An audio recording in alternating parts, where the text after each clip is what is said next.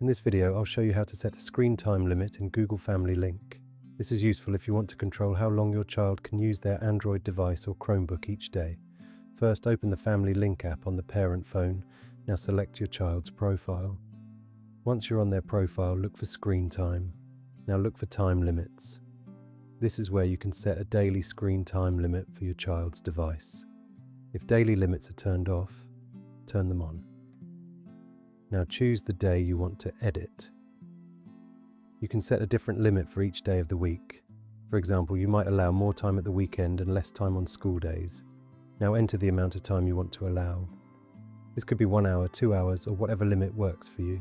If you want to use the same limit every day, look for the option to apply it to all days. Once the time limit is set, tap Done or Save. Family Link will now apply that screen time limit to your child's device. When the limit is reached, the device will be locked, except for apps that are always allowed. You can also come back to this screen later if you want to change the limit. If you don't see the same options, make sure your child is using a supervised Android device or Chromebook. If your child is using an iPhone, Family Link controls are more limited, so you may need to use Apple Screen Time instead. And that's it. You've now set a screen time limit in Google Family Link.